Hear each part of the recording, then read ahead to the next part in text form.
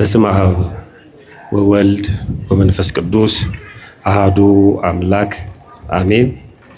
ክቡር አባታችን መልአከ ታቦር፣ ክቡራን እና ንዑዳን አዕይንተ እግዚአብሔር ካህናት፣ ሊቃውንተ ቤተክርስቲያን አባቶች እና ወንድሞች በዚህ በተቀደሰ ቦታ ከሩቅና ከቅርብ ተገኝታችሁ እግዚአብሔር ደጅ የምትጠኑት የእግዚአብሔር ልጆቹ ምእመናን እና ምእመናት እንዲሁም ሕፃናት በቅድሚያ በልዑል እግዚአብሔር ስም እንደምን ሰነበታችሁ?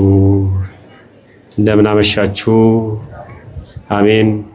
ሳይገባን ኃጢአታችንን ሳይመለከት በቸርነቱ በዕድሜያችን ላይ ይችን ሰዓት ጨምሮ በዚህ በተቀደሰ ቦታ ሰብስቦ እንድንማማር እንድናመሰግነው የፈቀደልን የአባቶቻችን የቅዱሳን አምላክ የእኛም አምላክ ፈጣሪያችን ልዑል እግዚአብሔር ክብር ምስጋና ይግባው።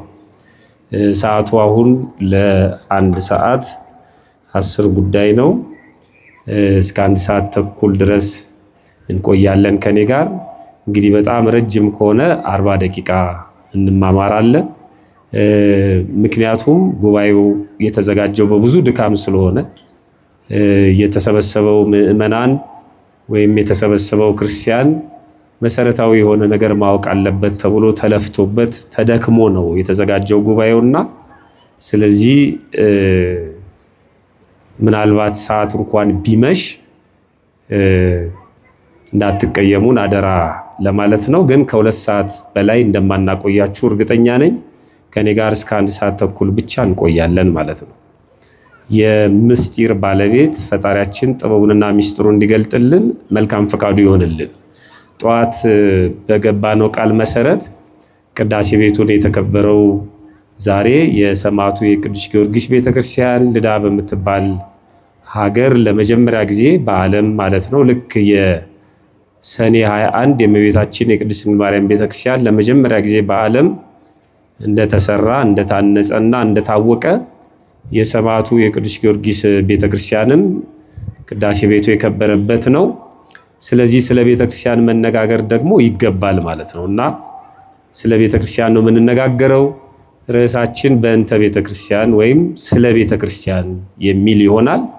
ስለ ቤተክርስቲያን ብዙ የምናውቀው አለ፣ ስላወቅንም ነው እዚህ የተገኘ ነው። ግን ደግሞ ይህንን የማያውቁ ሰዎች ስላሉ እናንተም የቤተክርስቲያናችን ልሳኖች የቤተክርስቲያናችን እግሮች ሆናችሁ በደረሳችሁበት ቦታ ሁሉ መናገር እንድትችሉ በተሻለ መጠን ቤተክርስቲያንን በተመለከተ በነጥብ 1 2 3 ብለን የተወሰነ ነገር ለማስተላለፍ እንሞክራለን። ፈጣሪያችን በቸርነቱ ጥበቡን ምስጢሩን እንዲገልጥልን በድጋሚ መልካም ፈቃዱ ይሆንልን። ቤተክርስቲያን በየዕለቱ የምንገኝባት ቤታችን ናት። በመጽሐፈ ምሳሌ ምዕራፍ 8 ቁጥር 34 ላይ የሚሰማኝ ሰው ምስጉን ነው፣ ዕለት ዕለት በቤቴ መግቢያ የሚተጋ የደጁንም መድረክ የሚጠብቅ ይላል። የሚሰማኝ ሰው ምስጉን ነው፣ ዕለት ዕለት በቤቴ መግቢያ የሚተጋ ይላል። ዕለት ዕለት የምንገኝባት እግዚአብሔርን ለመስማት የምንሰባሰብባት ቤታችን ናት። እግዚአብሔርን ብቻ አይደለም የእግዚአብሔር የሆኑትንም የምናገኘው እዚህ ነው። የእግዚአብሔር የሆኑት ደግሞ ቅዱሳን ናቸው። የእግዚአብሔር ከሆኑት ቅዱሳን መካከል አንዱ ደግሞ ይሄ ሰማዕት ቅዱስ ጊዮርጊስ ነው። በትንቢተ ኢሳይያስ ምዕራፍ 56 ላይ እንደምናነበው እግዚአብሔር ሰንበቴን ስለሚጠብቁ ደስ የሚያሰኘኝንም ነገር ስለሚመርጡ ቃል ኪዳኔንም ስለሚይዙ ጃንደረቦች እንዲህ ይላል፣ በቤቴና በቅጥሬ ውስጥ ከወንዶችና ከሴቶች ልጆች ይልቅ የሚበልጥ መታሰቢያ ስም እሰጣቸዋለሁ፣ የማይጠፋ የዘላለም ስም እሰጣቸዋለሁ። በቤቴና በቅጥሬ እግዚአብሔር ቃል ኪዳኔን ስለሚጠብቁ ጃንደረቦች፣ ራሳቸውን ስለ እግዚአብሔር ጃንደረባ ያደረጉ፣ ዓለምን የናቁ፣ ስልጣንን፣ ሹመትን፣ ሽልማትን የናቁ ቅዱሳን በቤቴ 2 ነገር እሰጣቸዋለሁ ብሏል። አንደኛ የዘላለም መታሰቢያ፣ ሁለተኛ የማይጠፋ ስም። የማይጠፋ ስም ቅዱስ ነው። የዘላለም መታሰቢያቸው ደግሞ ቃል ኪዳናቸው ነው። ይሄው እኛም እያሰብናቸው ነው። ቅድስናቸውን እያከበርን ነው። ስለዚህ ቅዱሳን በዚህ ቤት ነው የሚገኙት። ለምን? ቅዱሳን የእግዚአብሔር ስለሆኑ። የእግዚአብሔር የሆኑት ቅዱሳን እግዚአብሔር ባለበት ቦታ ነው የሚገኙት ማለት ነው። ቅዱሳን መላእክት፣ ቅዱሳን ጻድቃን ሰማዕታት፣ ቅዱሳን በአጠቃላይ እግዚአብሔር ያከበራቸው የወደዳቸው ቅዱሳን በሙሉ በዚህ ይገኛሉ። አሁን ከፊት ለፊታችን የኢትዮጵያዊው ጻድቅ የአባታችን የአቡነ ተክለ ሃይማኖት ቤተ መቅደስ አለ። በስማቸው ቤተ መቅደስ ታንጾላቸው ጽላት ተቀርጾላቸው ቅድስናቸውን ቤተ ክርስቲያናችን ትመሰክራለች ማለት ነው። በቤተ ክርስቲያንም በቀን 600 በሌሊት 600 በጥቅሉ 1200 መላእክት ይጠብቋታል። መላእክት ቤተ ክርስቲያንን ይጠብቃሉ። መላእክት ክርስቲያኖችን ይጠብቃሉ። መላእክት ፀሐይን፣ ጨረቃን፣ ነፋሳቱን አጠቃላይ ተፈጥሮን በሙሉ ይጠብቃሉ። እኛንም ይጠብቁናል። ስለዚህ መላእክትም የሚገኙት እዚህ ነው፣ ቅዱሳንም የሚገኙት እዚህ ነው። ለዚህ ነው ስለ ቅዱሳን የምትሰብከው ቤተክርስቲያን ማለት ነው። እግዚአብሔር ያለባት ቤት ስለሆነች የእግዚአብሔር የሆኑት በሙሉ ይሰበካሉ። የእግዚአብሔር የሆኑት በሙሉ ይነገራል። የእግዚአብሔር ስለሆኑት በሙሉ እናስተምራለን። የእግዚአብሔር በሆኑት በሙሉ እንማጸናለን ማለት ነው። ቅዱሳን በቤተክርስቲያን የሚመሰገኑት የሚጠሩት የእግዚአብሔር ስለሆኑ ነው። ይሄ ቤት ደግሞ የእግዚአብሔር ቤት ስለሆነ ነው የሚጠሩት በዚህ ቤት ነው። የእግዚአብሔር ቤት በሕገ እግዚአብሔር የምትመራ ናት። አሁን ብዙ ሰው የሚምታታበት ይሄ ነው። የእግዚአብሔር ቤት የምትመራው በሕገ እግዚአብሔር ነው። ምክንያቱም ቤቱ የእግዚአብሔር ቤት ከሆነ ሕጉም የእግዚአብሔር ሕግ ነው የሚሆነው ማለት ነው። ቤቱ የእግዚአብሔር ቤት ሆኖ ሕጉ የሰው ሕግ አይሆንም። አንዳንድ ሰዎች በሰው ሕግ በተኮረጀና በተቀዳ ሕግ በእግዚአብሔር ቤት ለመኖር ይሞክራሉ። አይሆንም።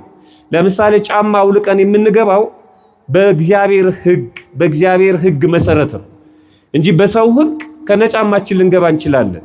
ንስሐ ገብተን ቅዱስ ሥጋውና ክቡር ደሙን የምንቀበለው የእግዚአብሔር ሕግ ስለሆነ ነው እንጂ ከኃጢአት ነፃ ወይም ከወንጀል ነፃ መሆናችንን ከቀበሌ ከፍርድ ቤት ምስክር አምጥተን ደብዳቤ ይዘን ሥጋው ደሙ መቀበል አንችልም። ከወንጀል ነፃ መሆናችሁን ከቀበሌ አስጽፋችሁ መምጣት ትችላላችሁ። ሥጋው ደሙ መቀበል ግን አትችሉም። ሥጋው ደሙ ለመቀበል የግድ ንስሐ መግባትን ያለብን ማለት ነው። ይሄ የእግዚአብሔር ሕግ ስለሆነ ነው። በእግዚአብሔር ሕግ ነው የምትመራው። የሴቶች የወንዶች መግቢያ አላት። ነጠላ ለብሰን እናስቀድሳለን። የቅዳሴ ጠበል ሲሰጠን አናፈስም። ወደ ቤት ይዞ መሄድ አይቻልም። ቅዱስ ሥጋውን ክቡር ደሙን ለመቀበል የምንጾመው ሰዓት የተቆጠረ ነው። ከተቀበልን በኋላ የምናደርገው ይሄ በሙሉ ስርዓተ እግዚአብሔር ነው። በእግዚአብሔር ሕግ ነው የምትመራው። ለምን? የእግዚአብሔር ቤት ስለሆነች ማለት ነው። ሰዎች በተፈጥሮ በሰው ሕግ ቤተክርስቲያንን ሊመሯት ይሞክራሉ። ጸብ የሚፈጠረው የዛ ጊዜ ነው። መጽሐፍ ቅዱስ እንደዚህ ይላል። አንደኛ ጢሞቴዎስ ምዕራፍ 3 ቁጥር 14 ላይ ፈጥኜ ወደ አንተ እንድመጣ ተስፋ አድርጌ ይህንን እጽፍልሃለሁ ይለዋል። ለልጁ ለጢሞቴዎስ ለመንፈስ ቅዱስ ልጁ ቅዱስ ጳውሎስ መምጣት እንደሚፈልግና መፈጥኖ እሱን ማግኘት እንደሚፈልግ ይነግረዋል። ከዘገየው ግን ይህንን አድርግ ብሎ መልእክት ይጽፍለታል።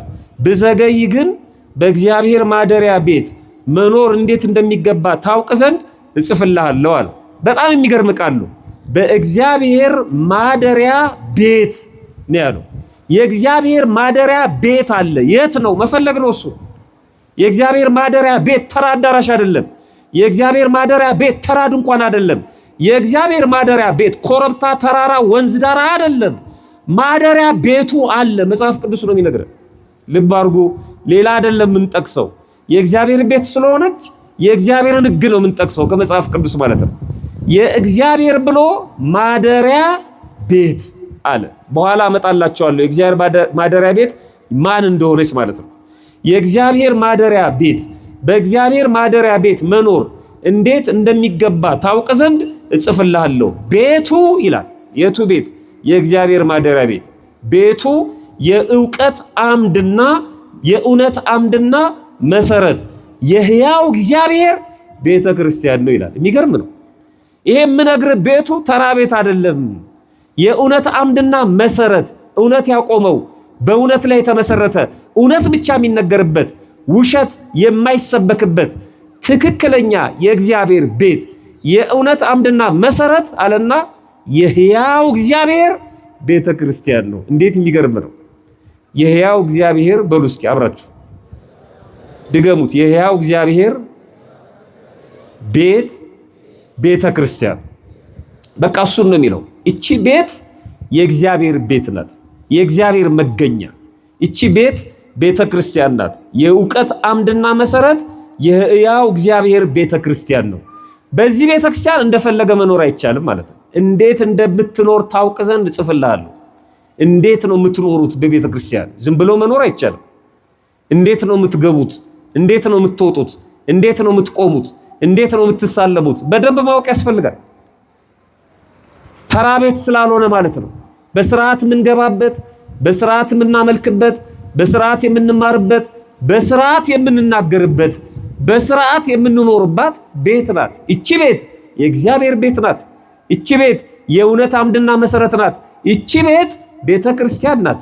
ለዚህ ነው እቺ ቤት የተመሰረተችበትን በቅዱስ ጊዮርጊስ ስም የምናከብረው። ለዚህ ነው የተለየች ቤት ስለሆነች ማለት ነው። የተለየች ቤት ናት እቺ ቤት።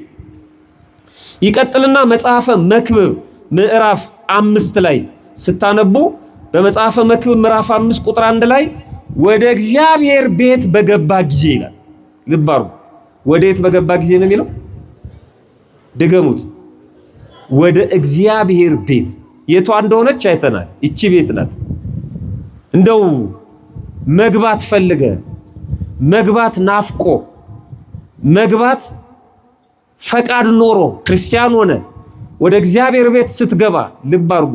ወደ ቀበሌም ስንገባ፣ ወደ ኳስ ሜዳም ስንገባ፣ ወደ መንግስት መስሪያ ቤትም ስንገባ፣ ወደ ትምህርት ቤትም ስንገባ የራሱ የሆነ ስርዓት አለ።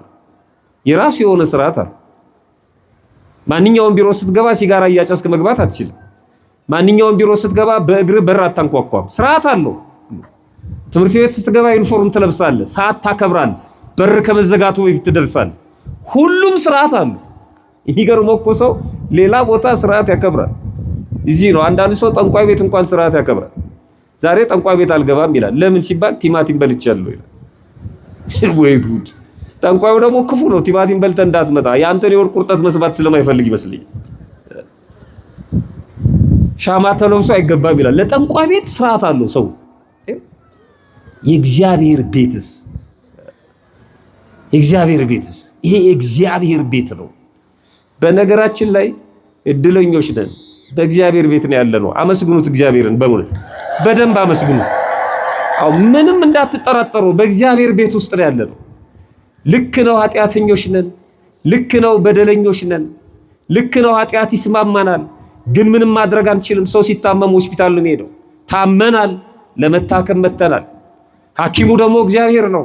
አይንቀንም፣ አይንቀንም። ስጋውን ቆርሷል፣ ደሙን አፍስሷል። እንደ ሰው አይደለም። አንተ ከዚህ ነህ፣ አንተ ከዚህ ነህ አይለንም።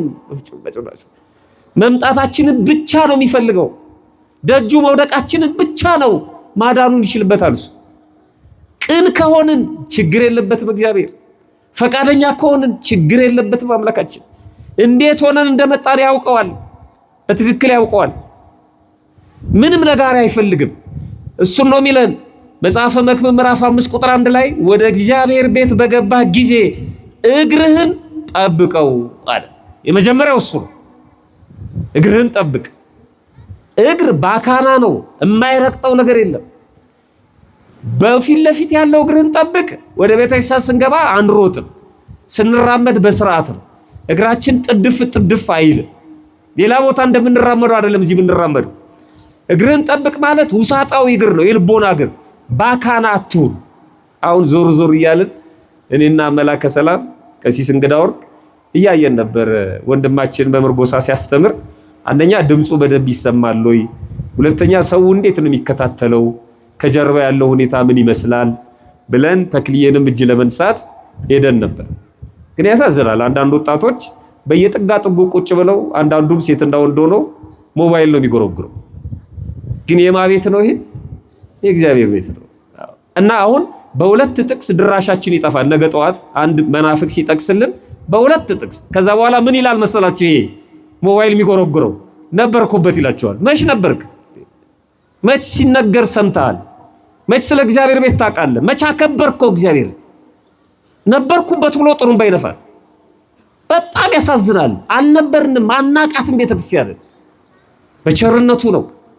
እነግራቸዋለሁ። አሁን እግርህን ጠብቀው፣ ልቦና ባካና ይሁን፣ ሰብስበው፣ የሚነገረውን ስማ፣ በአግባቡ ገብተህ ውጣ፣ አግኘው አምላክህን። ለምን ቢዚ ትሆናለህ? ሊያገኝ ይፈልጋል፣ ሊነካ ይፈልጋል እግዚአብሔር። ቢዚ አትሁን፣ አጠገቡሁን፣ ተገኝለት ነው የሚለው። እግርህን ጠብቅ። ለመስማት መቅረብ ከሰነፎች መስዋዕት ይበልጣል። ስማው፣ ለማዳመጥ ወስነና ይላል። ለመስማት መቅረብ ከሰነፎች መስዋዕት ይበልጣል። እነርሱ ክፉ እንዲያደርጉ አያውቁም። እግዚአብሔር በሰማይ አንተ በምድር ነህ። በአፍህ አትፍጠን፣ በእግዚአብሔር ፊት ቃልህ ይናገር ዘንድ ልብ አይቸኩል። ስለዚህ ቃልህ ጥቂት ይሁን። እግዚአብሔር በሰማይ አንተ በምድር። ይህንም ማብራራት ያስፈልጋል።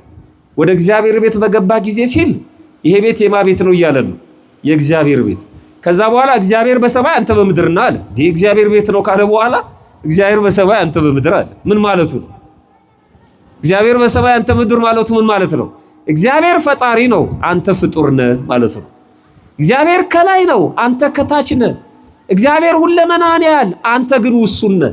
ውስጥህን ያያል፣ አለባበስህን አይደለም። አንድ ሰው ከፍ ያለ ቦታ ማማ ሰርቶ ለመጠበቅ እንዲመቸው አካባቢውን በሙሉ ያያል። ከፍ ያለ ቦታ ላይ ያለ ሰው አካባቢውን በሙሉ እንደሚመለከት እግዚአብሔር በሰማይ ነው ማለት ከፍ ያለ ነው፣ በክብር በልዕልና ከፍ ያለ ነው። በደንብ ያይሃል፣ የሚደበቀው የለም። ፍራው ነው የሚለው። በደንብ ነው የሚያይ። በካህኑ አይን ያይሃል፣ በመስቀሉ አማካይነት ያይሃል፣ በሚነገረው ወንጌል አማካይነት ያይሃል። እግዚአብሔር በሰማይ ነው፣ አንተ በምድር ነህ። አንተ ፍጡር ነህ፣ አንተ ታናሽ ነህ። እግዚአብሔር ታላቅ ነው፣ እሱ ፈጣሪ ነው። ስለዚህ ጠብቀው፣ እግርህን ጠብቅ ይላል። ጥሩ። እኛ የምንገኘው በቸርነቱ ነው። በምንድን አልኳችሁ? በቸርነቱ ነው የምንገኘው። በቸርነቱ ነው። እኔ ሲቆም ብላችሁ አስቡ። ሰው ወደ ቤተክርስቲያን ሲገባ ወደ ቤተክርስቲያን የሚገባ የማይመስለው ሰው አለ። እንደው አሁን እዚህ በቆጂ ስላለን ነው እንጂ ወደ አዲስ አበባ እኮ ብታዩ ተቃቅፈው ነው የሚገቡት። ሴትና ወንድ ተቃቅፈው ይመጣሉ። ከሰፈር ጀምሮ ተቃቅፈው ይገባሉ፣ ተቃቅፈው ይቀመጣሉ፣ ተቃቅፈው ይወጣሉ። ምንም አይመስላቸውም። አንድ ቡና ቤት ዝም ብሎ ገብቶ መቀመጥ አይቻልም። ማዘዝ አለብን። የቡና ቤት ስርዓት እንኳን አለ። የት እንዳሉ እንኳን የማያውቁ አሉ። በቸርነቱ ነው። በቸርነቱ በር ላይ ቆሞ ግባ ውጣ ቢል ኖሮ ማንም ሰው አይገባም ነበር። ቅዱስ ዳዊት ይሄ ገብቶት ልበ አምላክ ስለሆነ የእኛም ዘመን ተገልጦለት እኛንም አገብቶ የጸለየው ጸሎት አለ። በመዝሙር 4 ቁጥር 7 እኔ ግን ይላል። እስኪ አብረን እንበለው። እኔ ግን ይላል። ቅዱሳን ተዘጋጅተውበት አስበው ውሳጣዊ ውጫዊ ንጽህናቸውን ጠብቀው በፍርሃት በረአድ ነው የሚመጡት። እኔ ግን አለ። ይገርም ነው። እኔ ኃጢአተኛው፣ እኔ ደካማው፣ እኔ ማላስተውለው፣ እኔ የማይገባኝ፣ እኔ ታናሹ ግን ነው። እኔ ግን ይላል። አሁን አብረን እንበለው። እኔ ግን በምህረት ብዛት ወደ ቤት እገባለሁ። በምን ብዛት? አይገርም? በምህረቱ ብዛት ነው የሚያስገባን አምላካችን። መሐሪ ነው። መሐሪ እኮ ነው። እንደ ክፋታችን አይደለም። እንዴ በጣም ክፎች እኮ ነን። እዚህ ውስጥ ሆነን ስለመለያየት የምንሰብክ እኮ አለን። እዚህ ውስጥ ሆነን የጎሪጥ የምንተያይ እኮ አለን። እዚህ ውስጥ ሆነን ካህናቱን የምንከፋፍል እኮ አለን። ይሄ የኔ ነው፣ ይሄ የእነንትና ነው ምንድን ቀሳውስቱ እዚህ ውስጥ በክፋት ያለን አለን። በምህረቱ ነው፣ ምሮን ነው አምላካችን። በጣም የሚገርም ነው። እኔ ስለሌላው አላውቅም፣ እኔ ግን በምህረት ብዛት ገባለሁ። በመንበር ፊት የምቆመው በምህረት ብዛት ነው። መስቀልን ይዤ የምቀድሰው በምህረት ብዛት ነው። ከበሮን ይዤ የምመታው በምህረት ብዛት ነው። የማስተባብረው እኔ ያንተን ህዝብ ያንተን ምዕመን ማስተባበር አልችልም፣ በምህረት ብዛት ነው። ታቦቱን የማከብረው በምህረት ብዛት ነው። ቆሜ የምዘምርልህ በምህረት ብዛት ነው አለ። የሚገርም ነው። እኔ ግን እንደሌላው አይደለም።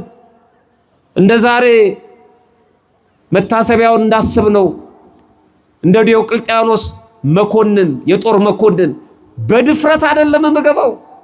እኔ በምህረት ብዛት ወደ ቤት እገባለሁ፣ አንተን በመፍራት ወደ ቅድስና መቅደስ እሰግዳለሁ። የሚገርም ነው። እየፈራው ሰግድልሃለሁ። በክህነት ስርዓት አንድ ዲያቆን ወይም ካህን ወደ ቤተ መቅደስ ሲገባ በምስራቅ በካህን በር ማለት ነው ወደ መንበሩ ከመግባቱ በፊት ነጠላውን ዝቅ አድርጎ መስቀለኛ አደግድጎ ይሰግዳል ይላል። በፍርሃት ይሰግዳል።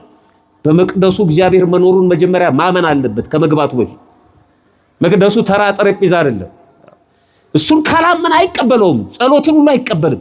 ፈርቶ አደግድጎ ሰግዶ በምህረቱ ብዛት ይገባል፣ በፍርሃት ይሰግዳል። አየው የቤተክርስቲያናችን ስርዓት ይሄ። በምህረቱ ብዛት ይገባል፣ በፍርሃት ይሰግዳል። በፍርሃት በቤተ መቅደስ እሰግዳለሁ። ብዙዎች በልምድ ይገባሉ፣ በቸርነቱ ይጠበቃሉ። እግዚአብሔር በቸርነቱ ነው የሚጠብቀን ሁላችንንም። ስለ ቤተክርስቲያን 1 2 3 ብለን ይሄን እንደ መግቢያ ከተመለከትን 1 2 3 ነጥቦችን እናንሳ። ቤተክርስቲያን እኛ በክርስቶስ ክርስቲያን ተብለናል። በእኛ ደግሞ ቤተክርስቲያን ተብላለች። በእኛ ነው ቤተክርስቲያን የተባለችው። ቤተክርስቲያን የክርስቲያኖች ቤት፣ የክርስቲያን መገኛ፣ የክርስቲያን መሰብሰቢያ፣ የክርስቲያን ማምለኪያ ማለት ነው። ቤተ ክርስቲያን የክርስቲያኖች ቤት። እነማን ናቸው ክርስቲያኖች? በክርስቶስ ክርስቲያን የተባሉ ማለት የክርስቶሳውያን መገኛ ማለት ነው። ቤተክርስቲያን አያስፈልግም ማለት ክርስቶስ አያስፈልግም ማለት ነው። ቤተክርስቲያን አያስፈልግም ማለት ክርስቲያን የለም ማለት ነው። ቤተክርስቲያንም ያስፈልጋል። አንዳንዶቹ ቤተክርስቲያን አንተ ነህ፣ ቤተ መቅደስ አንተ ነህ ይላሉ። መጽሐፉ ይላል አንተ መቅደስ ነህ ይላል። አንተ መቅደስ ነህ ስላለ ግን መቅደስ አያስፈልግም አላለም። አንተ መቅደስ ነህ መቅደስ አያስፈልግም የሚል ትርጉም ከመጣ አደገኛ ነው። አንተ ጨው ነህ ይላል። እናንተ የምድር ሁሉ ምንድናችሁ ይላል? ጨው ናችሁ። እና ጨው አያስፈልግም ድስቱ ውስጥ እንግባኛ። መቅደስ አያስፈልግም ከተባለ መቅደስም ነህ ጨውም ነህ። ምሳሌ ነው እሱ።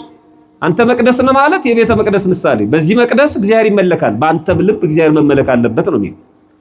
ይሄ መቅደስ ንጹህ ነው፣ ክቡር ነው። አንተም ንጹህ ነህ፣ ክቡር ነህ። በ40 እና በ80 ቀን የጸጋ ልጅነትን ተቀብለሃል። ይሄን መቅደስ ማፍረስ አይቻልም፣ አንድን ክርስቲያን መግደልም አይቻልም ነው። እሱ እግዚአብሔር ያፈርሰዋል ይላል፣ እግዚአብሔር ያጠፋዋል ይላል። በአንተም አድሮ ይኖራል፣ በዚህችም መቅደስ አድሮ ይኖራል። በአንተ ተዋህዶ ነው ቅዱስ ሥጋውን ክቡር ደሙን ስትቀበል ማለት ነው። ምሳሌውን ነው። አንተ ጨው ነህ ሲል ምሳሌውን ነው። ጨው አልጫውን ያጣፍጣል። አንተ ደግሞ በአንተ ጨውነት ዓለም መጣፈጥ አለበት ነው። ሐዋርያት በትምህርታቸው፣ በሃይማኖታቸው፣ በትልኳቸው በአልጫ የሆነውን በክህደት፣ በጥርጥር፣ በኑፋቄ አልጫ የሆነውን ዓለም የማጣፋጣቸው ምሳሌ ነው እንጂ ቀጥታ ጨው ነህ ከተባለ ከባድ ነው ትርጉሙ ማለት ነው። በጣም ከባድ ነው። እዚህ መቅደስ ነህ ትክክል ነው። አንድ ክርስቲያን ሰውነት መቅደስ ይባላል። ህብረቱ መቅደስ ነው። ይችኛው ህንጻዋ ደግሞ መቅደስ ነው። 3 ነው። ቤተክርስቲያን ሲባል 3 ዘውግ ነው ያለው። ግን አሁን እኛ የምንናገረው ስለ ህንጻ ቤተክርስቲያኑ ነው። ቤተክርስቲያን ማለት የክርስቲያን ቤት፣ ቤተክርስቲያን ማለት የክርስቲያኖች መገኛ፣ ቤተክርስቲያን ማለት የክርስቲያኖች የማምለኪያ ቦታ ስፍራ ማለት ነው። ክርስቲያኖች ለመጀመሪያ ጊዜ በአንጾኪያ ነው ክርስቲያን ተብለው የተጠሩት። የሐዋርያት ሥራ ምዕራፍ 1 ላይ ከቁጥር 26 ጀምራችሁ ስታነቡ ባገኘነውን ጊዜ ወደ አንጾኪያ አመጣው፣ በቤተ ክርስቲያንም 1 ዓመት ሙሉ ተሰበሰቡ፣ ብዙ ህዝብም አስተማሩ። ደቀ መዛሙርት መጀመሪያ በአንጾኪያ ክርስቲያን ተባሉ። በቤተ ክርስቲያን ተሰባሰቡ የሚለው መቅደስ ተሰርቶ አይደለም፣ ህብረቱን ነው። አሁን ጸሎት ሃይማኖት ላይ ብዙዎቻችን ወጣ ገባም እያልን የምንለው ጸሎት አለ። ቤተክርስቲያን ሐዋርያት በሰበሰቧት ነው እንጂ ሐዋርያት በሰሯት አይደለም። ሐዋርያት በሰበሰቧት በአንዲት ቤተክርስቲያን እናምናለን። ምን ባደረጓት? በሰበሰቧት። የመጀመሪያዋ ቤተክርስቲያን የምእመናን ህብረት ስለሆነች ማለት ነው። እሷ ነች፣ የምእመናን አንድነት ነች። ስለዚህ ሐዋርያት በሰበሰቧት መጀመሪያ ህብረቱ ነበር ያለው። በቤተክርስቲያን የሚለው እሱን ነው። በቤተክርስቲያን 1 ዓመት ሙሉ ተሰበሰቡ ማለት ህብረቱን አንድነቱን ነው። ከዛ በኋላ ለመጀመሪያ ጊዜ በአንጾኪያ ደቀ መዛሙርቱ ተከታዮቹ ምእመናን ክርስቲያን ተባሉ ይላል። ስለዚህ ክርስቲያን የተባልነው መገኛችን ቤተ ክርስቲያን ናት ማለት ነው። ጥሩ ቤተ ክርስቲያን አንደኛ፣ ከዚህ በኋላ ያለው ነው ዋና ነጥብ። አሁን መግቢያ ነው። ቤተ ክርስቲያን አንደኛ የክርስቶስ አካሉ ናት። የክርስቶስ ምኑ ናት አልኳችሁ? አካሉ ናት። አሁን ቤተክርስቲያን ነው ያለ ነው። አካሉን እየነካ ነው። አምነን ከነካ ነው ማለት ነው። ይኸውላችሁ አንዳንድ ምዕመናን ይመጡና ቤተክርስቲያን ከተሳለሙ በኋላ አይበቃቸውም። ይዞሩና በጀርባቸው ይተሻሹታል። እንደገና ግንቡን በእጃቸው ያሻሹና ይቀባቡታል። መሬቱ ላይ ይንከባለራሉ። የገባቸው ናቸው እነዚህ። አካሉን እየነኩት ነው። የክርስቶስን አካሉን ማለት ነው። አካሉ ናት። ቅጥሩ በሜሮን ይከብራል። በስነ ስርዓቱ ቤተክርስቲያን ቅዳሴ ቤቷ ሲከብር ጳጳሳቱ ኤጲስቆጶሳቱ መጥተው ያከብሯታል። ያ ቅዳሴ ቤቱ የቤተክርስቲያን የማክበር ስርዓት የሚፈጸመው ከዚህ አንፃር ነው። አካሉን ነው የምንነካው። ምራቅ ምን ተፋ ሰዎች አለን አይደል? ቤተክርስቲያን ውስጥ ንፍጥ ምን እናፈጥ ሰዎች አለን። አይቀፍም? አሁን ይህን ትምህርት ከተማርን በኋላ ሶፍት ምን ጥል ሰዎች አለን። አንተ ምራቅን እዚህ ቤተክርስቲያን ቱ ስትል ያላወቀው ደግሞ መጥቶ ድፍት ብሎ አንተ ምራቅ ላይ ይሳለማል አይደል? አየው እኔ በሆነስ አትልም አይደል? አንድ ሰው መጥቶ አክታውን ተፍቶ አንተ ሳታቅ ብትሳለመውስ? በጭራሽ አናስበው። ሳሎን ቤታችን ላይ ምራቅ እንተፋለን። አልጋችን ላይ ቆሻሻ እንጥላለን። ቤተክርስቲያን በጣም መከበር አለባት። በጣም አላከበር ነው። መድኃኒት ነው። ይሄን አፈሩን ዘግነን በጥብጠን ብንጠጣው እንፈወሳለን። በስርዓተ ቤተክርስቲያን ላይ ማንም ሰው መጥቶ አፈሩን ዝም ብሎ ዘግኖ መሄድ አይችልም ይላል። የቤተ ክርስቲያኗን ጠባቂ ይላል። የቤተ መቅደሱን አስተዳዳሪ አሁን መላከ ታቦር ናቸው። ያስፈቅዳል። ይሄንን አፈር ዘግኜ ወስጄ መድኃኒት እንዲሆንልኝ ልጠቀም ነበረ ብሎ ያስፈቅዳል። ካህኑ ይባርክና መድኃኒት ይሆንልህ ብሎ ይሰጠዋል። ያን ጊዜ ይጠቀምበታል፣ መድኃኒት ይሆንለታል ይላል። እኛ ዝም ብለን ነው የምንወስደው። በጣም ክቡር ስለሆነ ነው። የክርስቶስ አካሉ ናት። ኤፌሶን ምዕራፍ 1 ቁጥር 22 ላይ እንደዚህ ይላል፣ ሁሉን ከእግሩ በታች አስገዛለት ይላል። ስለ ሞት ነው የሚናገረው። ወደ ላይ ከፍ ስትሉ ማለት ነው። ስለ ክርስቶስና ስለ ሞቱ ነው። በሞት ሁሉም እንደተገዛ ራሱ ክርስቶስም ለሞት ተገዝቶ እንዳሳየን ይነግረንና ሁሉንም ከእግሩ በታች አስገዛለት፣ ከሁሉ በላይ ራሱ እንዲሆን ለቤተ ክርስቲያን ሰጠው ይልና ክርስቶስም እርሱም ይላል እርሷም ለቤተ ክርስቲያን አሳልፎ ሰጠው ይልና እሷም ይላል ቤተ ክርስቲያንን አካሉና ሁሉን በሁሉ የሚሞላ የእርሱ ሙላቱ ናት ይላል። ቤተ ክርስቲያን የክርስቶስ አካሉ ናት። ሁሉን በሁሉ የሚሞላባት ሙላቱም ናት። ክህነት የሚሰጥባት፣ ቅዱስ ሥጋው ክቡር ደሙ የሚታደልባት፣ ቤተ ክርስቲያን በሥርዓተ ተክሊል የምናገባባት፣ የልጅነት ጥምቀት የሚሰጥባት፣ ሀብተ ፈውስ የሥጋም የነፍስም ድነት የሚገኝባት፣ የጸጋው ግምጃ ቤት ሙሉ የምንሆንባት የክርስቶስ አካሉ ቤተ ክርስቲያን ናት። አካሉ ናት ይላል። አካሉ ናት። በትክክል አካሉ እንደሆነች ደግሞ በትንቢተ ኢሳይያስ ምዕራፍ 6 ቁጥር 1 ላይ ንጉሥ ኦዚያን በሞተበት ዓመት ይላል ኢሳይያስ። ንጉሥ ኦዚያን በሞተበት ዓመት ለምን ንጉሥ ኦዚያንን ጠቀሰ? ለምንድን ነው እግዚአብሔር በንጉሥ አምሳል የተገለጠለት? እሱ ሰፊ ታሪክ ስላለው ወደዛ አልሄድም። ግን ንጉሥ ኦዚያን በሞተበት ዓመት እግዚአብሔርን በረጅምና ከፍ ባለ ዙፋን ላይ ተቀምጦ አየሁት ይላል ኢሳይያስ ነው የሚነግረን። እግዚአብሔርን አየው። እንዴት አየው? ረጅምና ከፍ ያለ ዙፋን ላይ ተቀምጦ አየው። ዙፋኑ ረጅም ነው ማለት በጣም ግዙፍ ወንበር ነው ማለት አይደለም። ረጅም ነው ማለት የማይደረስበት ነው። ፍጡር የማይደርስበት፣ ፍጡር ያልሰጠው፣ ፍጡር የማያወርደው ረጅም ከፍ ያለ በልዕልና በክብር የተለየ ከፍጡራን ስልጣን የተለየ መሆኑን ነው የሚነግረን። ረጅምና ከፍ ባለ ዙፋን ላይ ተቀምጦ አየሁት። የልብሱ ዘርፍ መቅደሱን ሞልቶት ነበር ይላል። ተመልከቱ፣ ዘርፉ መቅደሱን ሞልቶት ነበር ይላል። ሰማያዊቷ መቅደስ እንደዚህ ናት። ልብስ ማለት ጸጋ ነው፣ ክብር ነው። የልብሱ ዘርፍ መቅደሱን ሞልቶት ነበር ማለት ጸጋው፣ ክብሩ ሙሉ ነበር በቤተ መቅደሱ። አዳምና ሔዋን ልብሳቸውን ተገፈፈ፣ ራቁታቸውን ሆኑ ማለት ጸጋ ራቃቸው ማለት ነው። እግዚአብሔር ጸጋ። ስለዚህ ልብስ ጸጋ ነው፣ በጸጋ ነው የሚመሰለው። የልብሱ ዘርፍ መቅደሱን ሞልቶት ነበር ማለት ጸጋው መቅደሱን ሞልቶት ነበር። ስለዚህ በመቅደሱ ዙሪያ የምንሆነው የምንሳለመው እያሻሸን የምንደባበሰው ያን ጸጋ ለማግኘት ነው ማለት ነው። ያንን ጸጋ ለማግኘት ነው። የልብሱ ዘርፍ መቅደሱን ሞልቶት ነበር። ስለዚህ ቤተ ክርስቲያን ቤተ መቅደስ የክርስቶስ አካሉ ናት።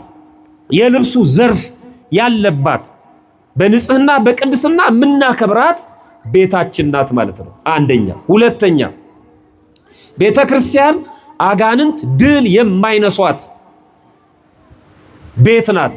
አጋንንት ድል የማይነሷት ናት ቤተክርስቲያን። በማቴዎስ ወንጌል ምዕራፍ 16 ቁጥር 18 ላይ እኔ እልሃለሁ አንተ ጴጥሮስ ነህ፣ በዚህች ዓለት ላይ ቤተክርስቲያኔን እሰራለሁ፣ የገሃነም ደጆች አይችሏትም። የመንግስተ ሰማያትን መክፈቻ እሰጥሃለሁ። በምድር የምታስረው በሰማይ የታሰረ ይሆናል፣ በምድር የምትፈታው ሁሉ በሰማይ የተፈታ ይሆናል። ለቅዱስ ጴጥሮስ ሲነግረው አንተ ጴጥሮስ ነህ፣ አለት ነህ። አሁን በተናገርከው የምስክርነት ቃል ላይ አንተ የሕያው እግዚአብሔር ልጅ የባሕርይ አምላክ ክርስቶስ ነህ ብለህ በመሰከርከው ላይ በዚህች እምነት ቤተክርስቲያኔን እሰራለሁ፣ የገሃነም ደጆች አይችሏትም ማለት። አጋንንት ናቸው የገሃነም ደጆች፣ ወደ ገሃነም የሚያስገቡት እነሱ ስለሆኑ የገሃነም ደጆች ይላቸዋል። እነዚህ አይችሏትም። አይችሏትም ማለት እንጂ አይነኳትም፣ አይዋጓትም ማለት። ይዋጓታል ግን አይችሏትም። አንድ ገጠር ላይ አንድ ሰው የገጠሩን ሰው ሰበሰበና ይህንን ተራራ ብንገፋው ይወድቃል አላቸው። እንዴት ሆኖ ይወድቃል? እኔ ነግራቸዋለሁ ጥበቡን አላቸው። ሁላችሁም ከቤታችሁ ሰፌድ ይዛችሁ ነው አላቸው። ሰፌድ እቺ ልጅ ያዛት አውርዳት። ለምን አትይዟትም? እንዳትመጪ ያልኩት ነው። እንደውም ጠብቋታል እግዚአብሔር። ህፃናት ልጆቻችሁን ያዙ፣ አግባብ አይደለም ለነሱም ጥሩ ስላልሆነ ማለት ነው። እና ሁላችሁም ከቤታችሁ ሰፌድ ይዛችሁ ነው አላቸው። ሁላችሁም ሰፌድ ይዞ መጣ የመንደሩ ሰው።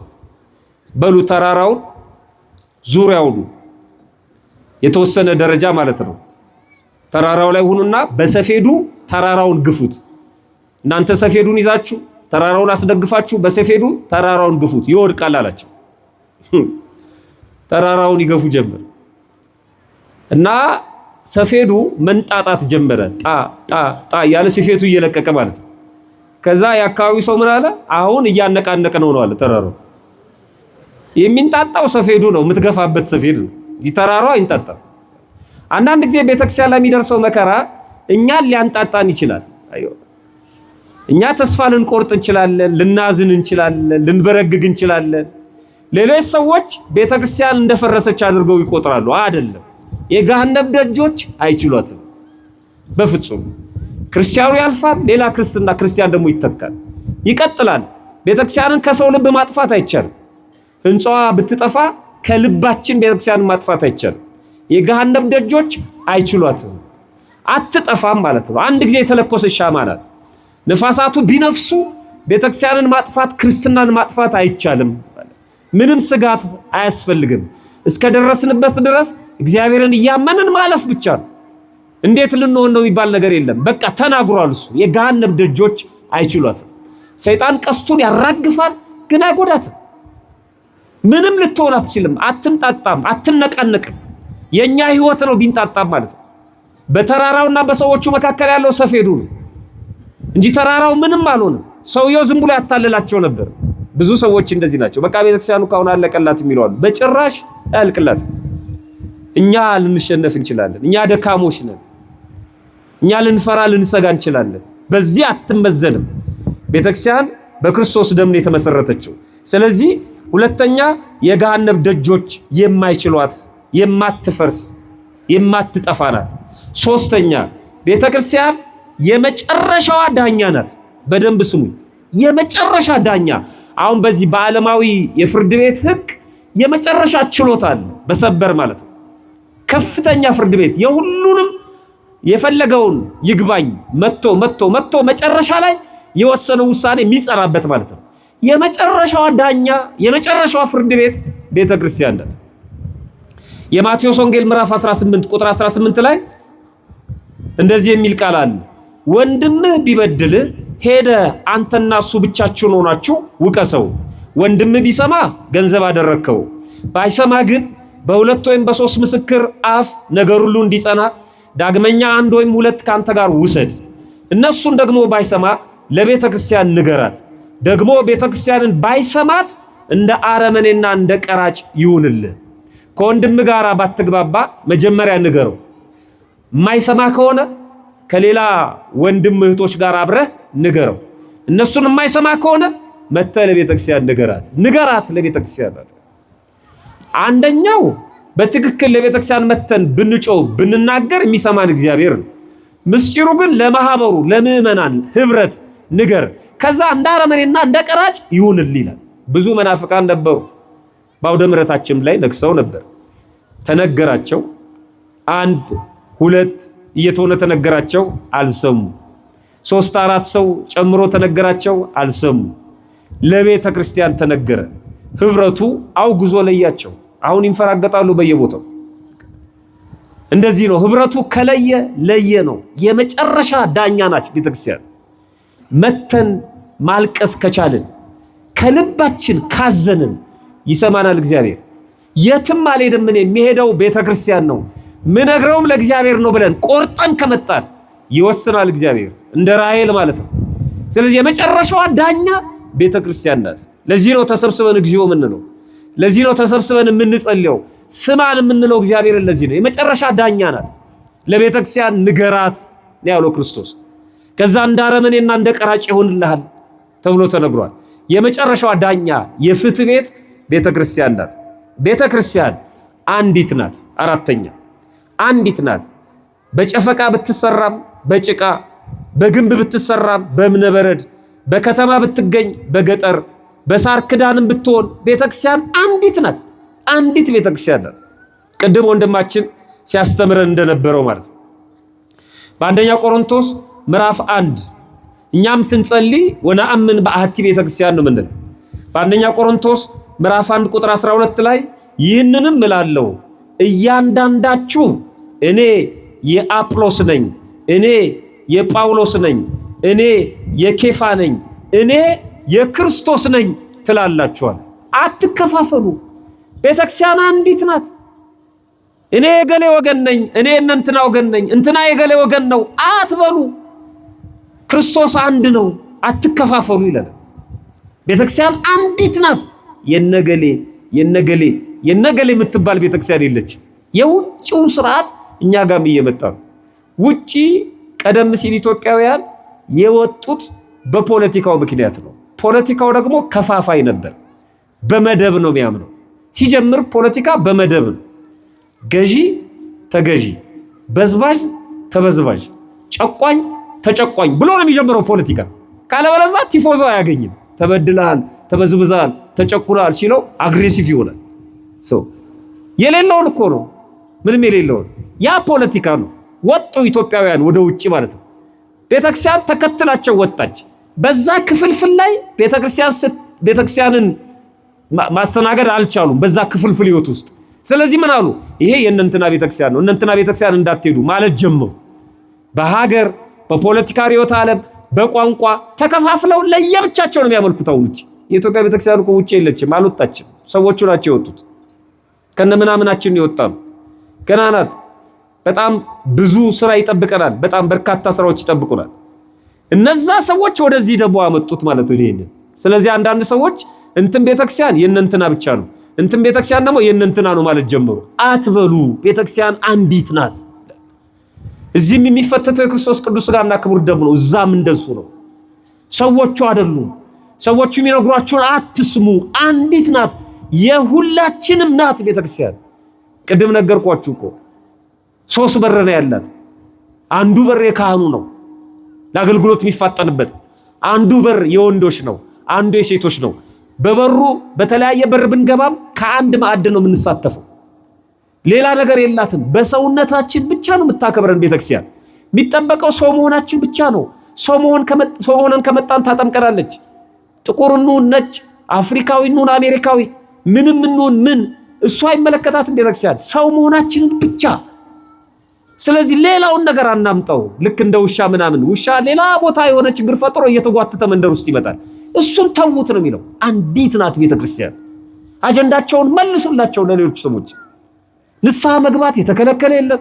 ቅዱስ ሥጋውን ክቡር ደሙን መቀበል የተከለከለ የለም። በቋንቋ መማር የተከለከለ የለም። መጸለይ የተከለከለ የለም።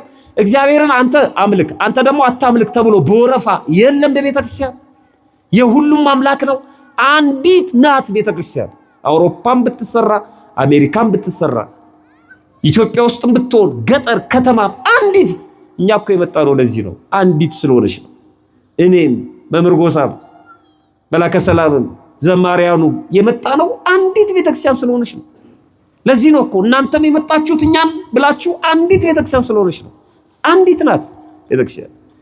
አደራ ቤተክርስቲያን አትከፈልም።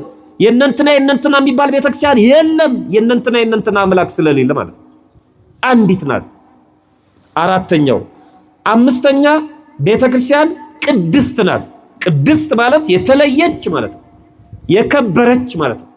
የተለየ ስርዓት ያላት፣ የተለየ አምልኮ ያላት፣ ከሌሎቹ በሙሉ የተለየች፣ በስፍራም የተለየች፣ በክብርም የተለየች፣ በስርዓት አምልኮም የተለየች፣ በቅድስና የተለየች ናት ቤተክርስቲያን። ቅድስት ናት ቤተክርስቲያን።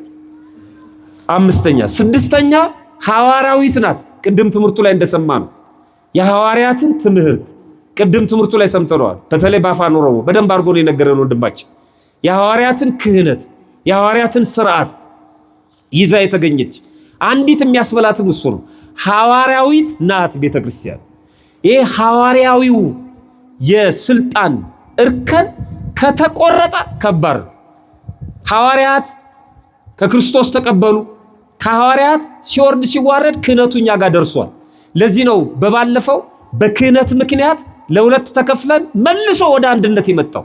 ክህነት ከተከፈለ ቤተክርስቲያን ትከፈላለች። ከባድ ክህነቱ ከተከፈለ ማለት ክህነቱ ቀጥታ ነው መምጣት ያለበት የቤተክርስቲያን አንድነት እንደጠበቀ ማለት ነው።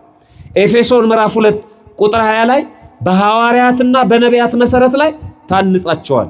የማዕዘኑ ራስ ድንጋይ ደግሞ ክርስቶስ ነው። ክርስቶስ የማዕዘኑ ድንጋይ ራስ ሆኖ በሐዋርያት እና በነቢያት መሰረት ላይ የነቢያት ትንቢት የሐዋርያት ስብከት አለ። ከዚህ ውጭ አይደለችም ቤተክርስቲያን። ሐዋርያዊት ናት። ሰባተኛ ቤተክርስቲያን ኩላዊት ናት። ኩላዊት ማለት ዓለም አቀፋዊት ማለት ነው። የሁሉም ናት ማለት ነው። ኩላዊት ናት ማለት የሁሉም፣ የጥቁር ብቻ አይደለችም፣ የነጭ ብቻ አይደለችም፣ የተማረ ብቻ አይደለችም፣ ያልተማረ ብቻ አይደለችም፣ የሕፃን የሁሉም ኩላዊት ናት ቤተክርስቲያን። የሁሉም ናት። ገላትያ ምዕራፍ 3 ቁጥር 27 ላይ ከክርስቶስ ጋር አንድ ትሆኑ ዘንድ የተጠመቃችሁ ሁሉ ክርስቶስን ለብሳችኋል። መጠመቅ ብቻ ነው መስፈርቷ። በቃ ክርስቲያን የሚለው ስም ነው የሚሰጠን። በተወለድንበት በኖርንበት ሰዎች ባስቀመጡን ሚዛን በጭራሽ በሱ አንጠራም። ክርስቲያን በሚለው ስም ነው የምንጠራው። እሱን ነው የሚለን ከክርስቶስ ጋር አንድ ትሆኑ ዘንድ የተጠመቃችሁ ሁሉ ክርስቶስን ለብሳችኋል። አይሁዳዊ ወይም የግሪክ ሰው የለም፣ ባሪያ የለም ወይም ጨዋ የለም። እነ ቅዱስ ጳውሎስ የተሰደዱት በዚህ ምክንያት ባሪያ ጨዋ የለም በክርስትና። የግሪክ ፍልስፍና ደግሞ ይሄ አይደለም። ቅድም እንደነገርኳችሁ መደብ አለ። ደኛማ ምርጥ ዘሮች ነን፣ እንዴት ከማንም ጋር እንጨፈለቃለን? ለክርስትና ጠላት አሳዳጅ የሆኑት ለዚህ ነው። አንዳንዱ ሰውም ይመጣና ቤተክርስቲያን በዘሩ መከበር ይፈልጋል። አባቴ እኮ ታቦት ተካይ ነው ይላል። እና አባት ታቦት ተካይ ከሆነ ታዲያ ምን ይሁን? እሺ ምን ይደረግ? እልል እንበልላቸው? ስማቸው መታሰቢያቸው በስነ ስርዓት፣ ግን እሱ ያለ ስርዓት እየሄደ ዝም በል ከዚህ አባቴ እኮ እንደዚህ ነው ካለ እንዴት ነው? የአባትንም ማሰደብ ነው። አባቱ ታቦት ተካይ ከሆነ እሱ ታቦት ጠባቂ ነው መሆን ያለበት እንጂ ታቦት ሰራቂ መሆን የለበትም። ታቦት አክባሪ ነው መሆን ያለበት። እና በዝናቸው፣ በስልጣናቸው፣ በዘራቸው፣ በሆነ በሀብታቸው መከበር የሚፈልጓሉ። የለም እዚህ አንድ ሰልፍ ነው ያለው፣ ሁሉም እኩል ነው። ይኸውላችሁ በቅዳሴ ጊዜ እግዚኦ መሐረነ ክርስቶስ ሲል ካህኑ ቅዳሴውን ሲመራ ሊቀ ጳጳስም ቢሆን ፓትርያርክም ቢሆን ኤጲስቆጶስም ቢሆን ምንም ቢሆን ቅዳሴውን የሚመራው ካህን እግዚኦታ ሲያውጅ በልዑል ዜማ እግዚኦ መሐረነ ክርስቶስ ነው የሚለው። እግዚኦ ማራቸው ክርስቶስ የሚል ጸሎት የላትም ቤተክርስቲያን። በጣም ይደንቅም። እግዚኦ ማራቸው ክርስቶስ የሚል ጸሎት አለ? የለም። ማረን ነው። ማራቸው፣ ይቅር በላቸው፣ ከፍ ከፍ አድርጋቸው፣ ጠብቃቸው እያለ ይጸልይና ሀጥ ደካማ ባሪያ መሆን እኔንም ማረኝ። የምትገርም ቤተክርስቲያን ነች። ማንም አይኮፈስባትም። ሁሉም ራሱን መርምሮ የሚወጣባት ማለት ነው። እግዚአብሔር ብቻ ነው የሚመሰግንባት። ሁሉም ኃጢአተኛ ነኝ የሚልባት።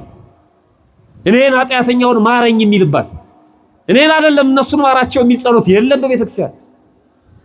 ህዝቡን እንደዚህ አድርገው እንዲህ ብያለሁ አሉ፣ አሁን ወግቼዋለሁ፣ አሁን እንዲያርግላችኋለሁ፣ እኔ ቃል አወጣለሁ፣ እንዲህ ትሆናላችሁ፣ የለም እንደዚህ። ሁሉም በአንድነት ማረኝ ይቅር በለኝ የሚልባት፣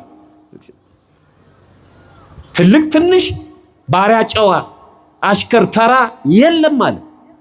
ግሪክ እኔ ግሪካዊ ነኝ፣ እኔ ባሪያ ነኝ፣ እኔ ምናምን ነኝ የለም። የግሪክ ሰው የአይሁድ ሰው ባሪያ ወይም ጨዋ የለም፣ ወንድም ሴትም የለም። ሁላችሁ በክርስቶስ ኢየሱስ አንድ ሰው ናችሁ። ኩላዊት የሚያስብላት ይሄ የሁሉም ናት ቤተክርስቲያን። የመጨረሻው እና ስምንተኛው ቤተክርስቲያን በደሙ የተመሰረተች ናት።